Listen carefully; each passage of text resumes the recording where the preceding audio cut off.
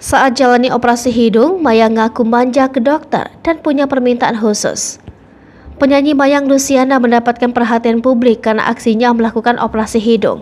Aksi Mayang tersebut sempat menuai pro dan kontra dari warganet. Saat melakukan operasi, Mayang mengaku sempat manja kepada dokter yang menanganinya. Mayang mengatakan ingin dibius total saat melakukan operasi hidung. Namun sayang, keinginan Mayang itu tidak bisa terlaksana.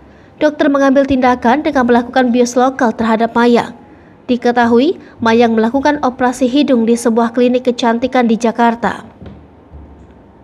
Mayang mengaku dalam keadaan sadar saat dibius lokal. Lantas untuk membuatnya rileks, Mayang meminta seorang perawat untuk memutar lagu. Lebih lanjut, Mayang mengatakan jika operasi yang dilakukannya tak berjalan lama. Mayang menuturkan proses operasinya berjalan selama 45 menit. Mayang Luciana menjadi perbincangan publik karena aksinya melakukan operasi hidung. Kini Mayang telah menunjukkan penampilan barunya di hadapan publik.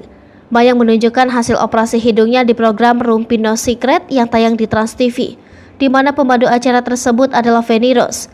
Dalam acara tersebut, Mayang mengaku senang dengan hasil operasi hidung yang dilakukannya.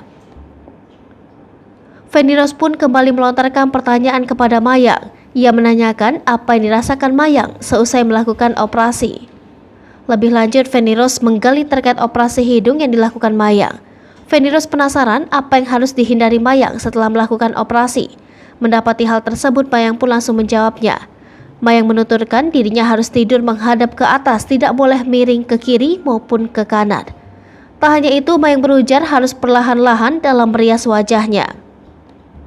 Lantas Feni Rose berujar apa yang akan terjadi jika hidung Mayang dipencet-pencet secara terus-menerus. Mayang mengatakan dirinya takut jika hidungnya akan penyok. Hai pemirsa Sri Popo TV, jangan lupa komen, like, dan subscribe, serta tonton terus berita-berita terupdate lain.